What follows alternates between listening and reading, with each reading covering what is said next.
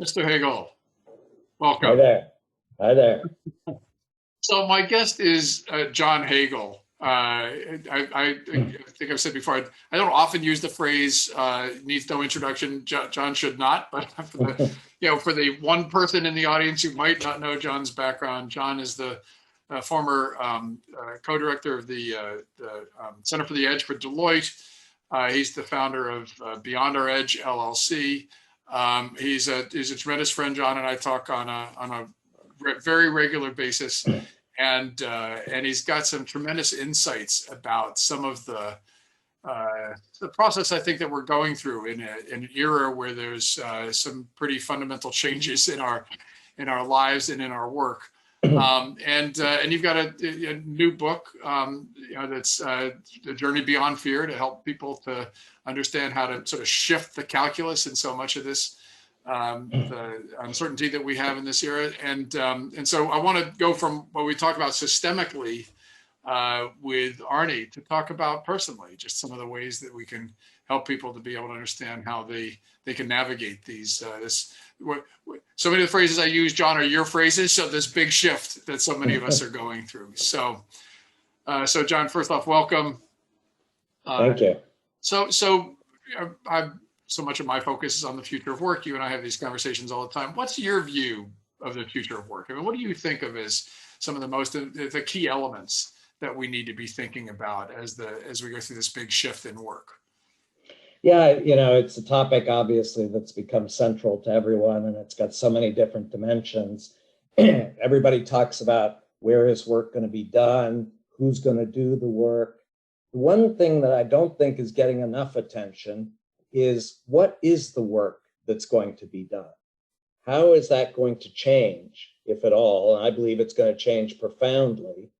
I'm going to generalize, as you'll see throughout this, but as a generalization, in large organizations around the world, I believe work today is tightly specified tasks, highly standardized tasks, so they're done exactly the same way everywhere, and tightly integrated tasks. And if that's what work is, guess what? Technology is so much better at tightly specified, highly standardized, tightly integrated tasks. It's going to be all taken by the machine. But my view is it now opens up, it frees up capacity of the human beings to actually do a fundamentally different kind of work. A work that, again, at a high level, I talk about it as addressing unseen problems and opportunities to create more value. Wherever you are in the organization, it's not just in research labs or innovation centers, it's janitors in the facility, it's factory workers, everywhere, addressing unseen problems and opportunities to create more value. And that is a fundamentally human kind of work. That's what we were actually genetically designed for. Thank God the machine is going to help us restore our humanity. I'm grateful. Well, so John, I don't think you probably have been even tracking on the Q&A, but we have an anonymous attendee who said, yes, we can work, but shouldn't we, and then we want to focus on lifelong learning, which is another question I have for you, but shouldn't we bring up kids as value adders? So you just said, yes, it's about finding the value to create. Now, when I talk about these issues, I want to make sure, yes, that we want to continually be focusing on the new problems to solve, the value we can be adding. But if we automate a whole bunch of tasks, a human that has been 100% freed up from former tasks, we call the unemployed. So don't you need to also have the kind of commitment by employers that ensure that you're going to continually have that human, we talk about lifelong learning, but aren't we actually just trying to create the conditions under which that person can continually solve new problems? And the employer also has to sign up for having the kind of structure that allows that person to continually dynamically bind around those new problems.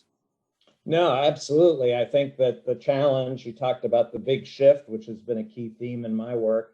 The focus that we have as organizations, again, generalizing around the world, large organizations, is all about efficiency. It's cutting costs, doing things faster and cheaper. And the reaction of most senior executives that I know when confronted with the prospect of automation is this is wonderful. I can fire so many people and save so much money. Thank God. Versus no, recognizing that the key to success in the future for all organizations is creating more and more value, not just becoming more efficient. And until and unless we get workers freed up from those routine tasks so they can see the value that isn't even been seen before, much less addressed, we're never going to succeed as organizations. Yeah, absolutely. Incidentally, I think that question was from, or the statement was from Mark Prensky, who we've got a video talking about sort of the shift, this mentality about providing value. So, all right. So John, one of the things that is a theme that has come through from a lot of the discussions today in this big shift of what I often call the Great Reset of the pandemic, it is we've defaulted, I think, to first off, what happens when you have massive uncertainty. You've got often massive challenges. Each of us had to, if we had work, we had to learn to work in different ways. If we didn't have work, we suddenly found ourselves, much more disconnected from it. People in learning situations in schools went through that disconnect as well. It's a natural human response, isn't it, to suddenly be fearful, to lose hopeful narratives and instead to focus on the negative narratives. So why did you, especially with your new book, but why did you choose the framing of talking about the emotion of fear? Why does that happen? And then how do we, what is that journey beyond it? How do we get back into that more positive mindset? No, well, the book has been in process for about 3 years. It just came out, but I started it 3 years ago. And two catalysts. One was that most of my career has been in business strategy. So I've been all about strategy. You have the right strategy, you win. Over time, I've come to realize that it's less about strategy and more about psychology. If we don't understand the emotions that are shaping our choices and actions, best strategy just sits on a shelf somewhere. And again, 3 years ago, I was traveling around the world as part of my work, and I was struck that everywhere I went, the dominant emotion that I was encountering was fear. At the highest levels of organizations, lowest levels, out in the community, fear was everywhere. And while I think it's very understandable, as you said, I believe in this big shift, we are facing a world of mounting performance pressure on many different levels as individuals and as institutions, and that our natural human reaction is fear. I think it's also a very limiting emotion, and actually, in fact, can set in process a doom loop where the more fear you feel, the more actions you pursue that feed the fear, and the more fear you have, the more you have those actions. So, and frankly, unfortunately, I believe that many of our leaders, I'm talking about leaders of companies, but also political leaders, are feeding the fear. They're feeding it, they're intensifying it. At the corporate level, one of the big metaphors today about the need for change is the burning platform. We're on a burning, we're all going to collapse here. We need to change. And then this whole notion of lifelong learning, when I press, everybody talks about lifelong learning. Nobody, at least in my experience, talks about what's the motivation for lifelong learning. Why? That requires a lot of effort. It takes a lot of risk. Why would you do that? The answer I get back when I push on it from leaders is, well, if they don't learn, they're going to lose their jobs. So get with it, start learning. It's feeding the fear again, Yeah, irrelevant, redundant. Yeah, those are all fear-based words, right? And so I think that the key is, finding ways to draw out a different set of emotions, excitement and hope that will let people move beyond the fear. I don't believe the fear is going to go away, but I believe we can develop emotions that will help us to act in spite of the fear and achieve a lot of impact that's more meaningful to us. But yeah, it's funny because in the past you would ask somebody who leads in an organization, are you fearful? Oh, no, not of anything. Well, but the framing question we would often ask is, what keeps you up at night? Well, obviously, you are fearful. There's a lot of things that you're worried about. And so it's easy to try to position, especially if you think of yourself as someone who leads in an organization, as the person who doesn't exhibit that kind of emotion, who doesn't. So we are reinforcing an inauthentic narrative for the people who lead in organizations, as opposed to encouraging them to double down on their humanity. Yeah, the pushback I get from a lot of people who hear what my new book is about, they say, well, I haven't heard a lot of people express fear. And, my response to that is, well, we live in cultures where expressing fear is a sign of weakness. Yeah. If you say you're afraid, you're a weakling. So we don't even acknowledge it to ourselves, much less express it to others. And we express it in other emotions. I believe we're seeing an increasing amount of anger around the world. But if you probe underneath the anger, in my experience, it's largely driven by fear. But anger is a strong emotion. It's a good emotion. Let's be angry. Yes.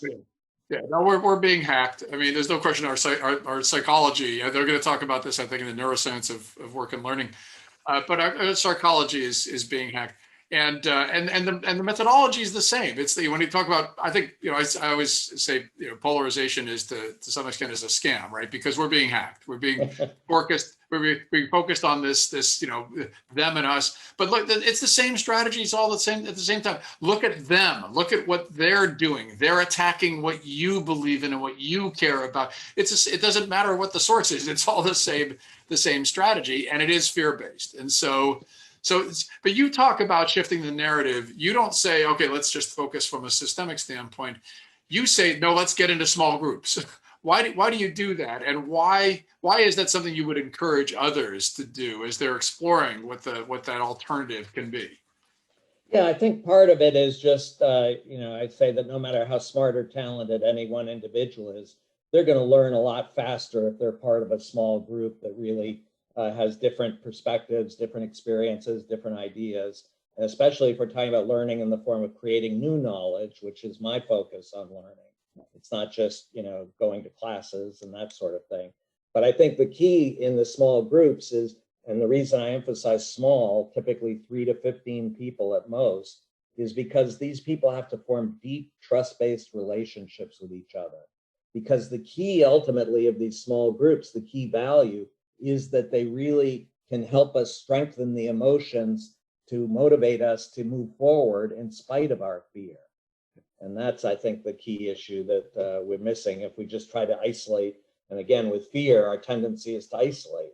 I can't trust anybody. I just got to do it all myself. I'll figure it out. Yeah. So John, last question, and then unfortunately our time is so short together. So yeah. You can wave your magic wand. You have one wish that is going to change the narrative, change the approach, change the mindset of people, so that they can have more of the kind of agency that you're talking about. What's John's fix for the world that helps that? Oh, wow. I don't want to in any way dismiss how challenging this is going to be, but if I had one thing, I would focus on persuading leaders to shift their whole leadership model. Today, leadership is all about having an answer to all the questions. Whatever the question is, you can count on the leader to have an answer.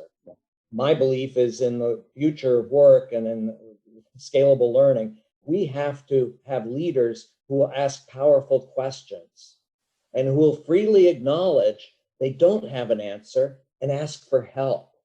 Because now that sets up a new culture in an organization to say, actually, questions are really good. They can be enormously powerful. They're not a distraction. Keep asking questions and ask for help so that we can learn together.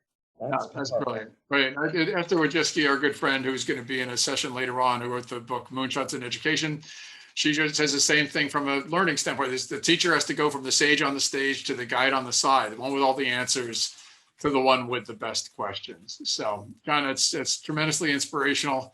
It's great to see you as always. Thank you so much for your perspective, and talk to you again soon. Be well. Appreciate the opportunity. Thank you. Take care.